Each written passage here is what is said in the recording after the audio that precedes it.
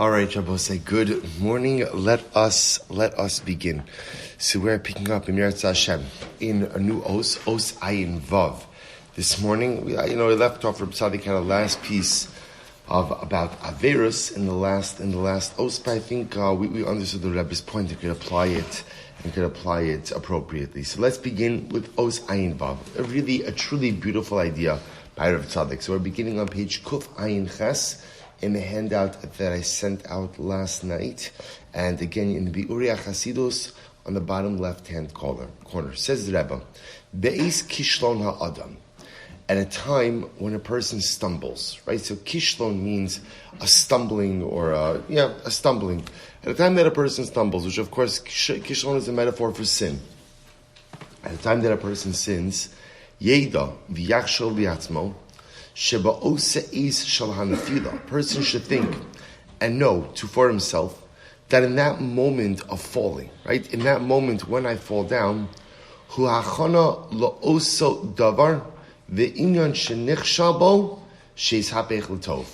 let's look at these words. So the Rebbe says, at the time that a person fails and falls down, he should know that episode or that moment of falling down is hachana, is a preparation la'oso davar, for that very thing in which I failed, that it will be turned around for good. Now, what does that mean? So remember, this idea actually has been espoused by the Rebbe a number of different times, which is, up until now, what we've kind of learned it as, that whatever I sin with, remember, the Rebbe said, that represents my greatest koach, right? My greatest weakness is just the other side of the coin of my greatest strength. Because sin is a misdirection or misuse of personalistic energy. So if I can harness that energy and turn it around for good, by definition, I could accomplish an incredible amount. So therefore, the Rebbe says, when I sin, when I commit an Aveira, the beauty, so to speak, of the Aveira is I now know the koach I possess. I now know if I just harness it and turn it around, I can accomplish great things. The Rebbe here is saying we're going to see basically a similar idea, but a little bit different. What the Rebbe says is the moment that I sin, my lowest moment, what he calls the moment of kishlon, the moment of stumbling, the moment that I'm down and out, the Rebbe says that moment by definition is ripe for a dramatic turnaround. The moment that you fail is the moment in life that is most dramatic for a positive turnaround in the exact opposite direction. So I say, just understand the profundity of that. You see, most of us in life, when we're down and out, right? Most of us in life, when we fall, right? We feel like, okay, I've fallen and I have no options, right? I'm down. I'm in the pit of despair, the pit of failure. And ultimately, again, that's where I feel that I'm stuck. The Rebbe says, in that moment when you are in the pit of failure, in the moment after I've just stumbled and fallen, that moment is actually the ripest moment in life to turn it around and to do something great. Vim yiske. Now, we'll define why that is in just a moment. Vim yiske ba'osasha, page Kuf Ayin Tes, and if I'm able to take advantage of that moment, Lischazik mikishlono v'lashuv la'avodas Hashem yisbarach, to strengthen myself from my failure and to return to Hashem, yuchal az la'alos lemadreka gidola ma'od. I have the ability to ascend to a very high and lofty level. Ki godel kishlono filaso bara. As deep as I've fallen as a result of my mistakes, if I capitalize on the moment, I could catapult myself to an area that is equally as high. So we'll say, it's really a fascinating idea. What Rav Hatzaddik essentially is telling us is that the moments of failure in life are the moments that are ripest for dramatic ascension. See, I often think the moment I fail is the moment I'm most compromised, and that's the moment that I'm least capable of accomplishing something great. People say, think about it just a moment. I commit an Aveira. You fill in your own blank, right? You commit whatever Aveira. How do you feel in the aftermath of that Aveira? How do I feel in the aftermath of that sin? I feel like often, I can't believe I did this. I can't believe I compromised myself.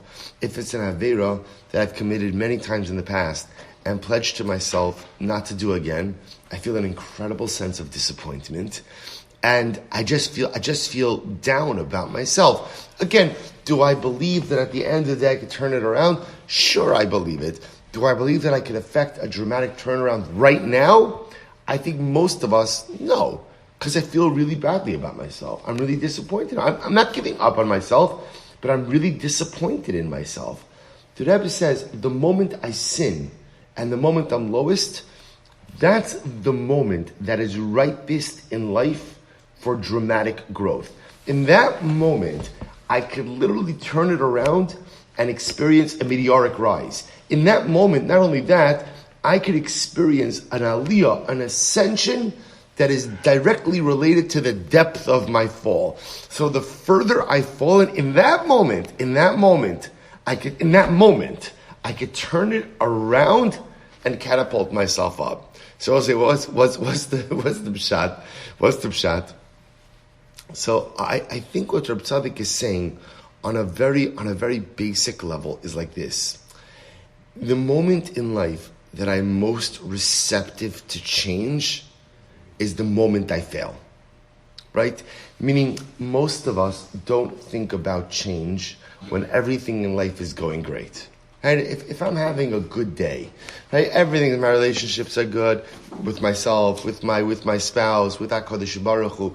Life is fine. Life is good. Everything is going fine. Not great. In other words, I know that it could be better, but at the end of the day, everything is just fine.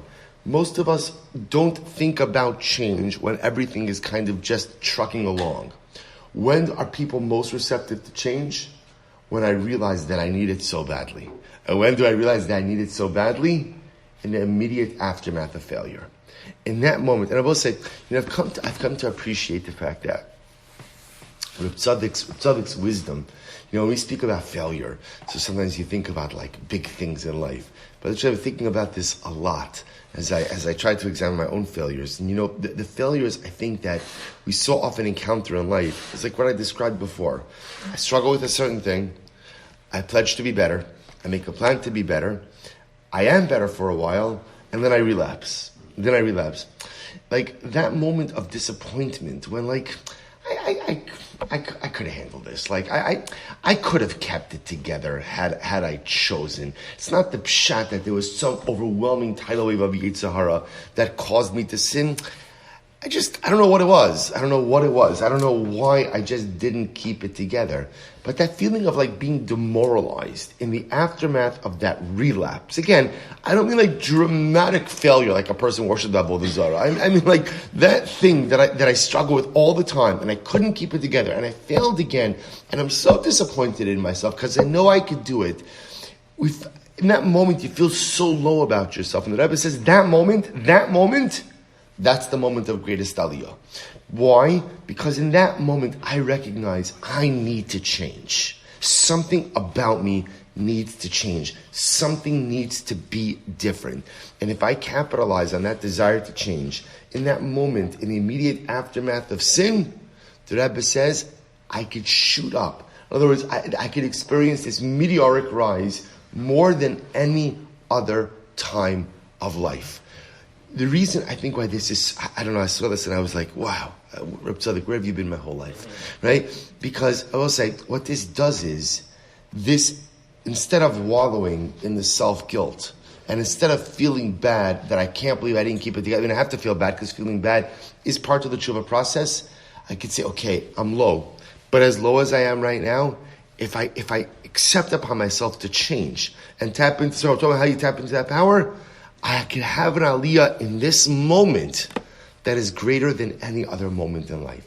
So it takes those moments that occur in the immediate aftermath of failure, where we normally feel lowest and most powerless, and changes them into incredible moments of cathartic change. He says, Ki kafi godel hachet sheyitzer mesiso, kachu godel hatova sheyuchal liklot az ba'os azman mam. So also, this is the content we've seen before.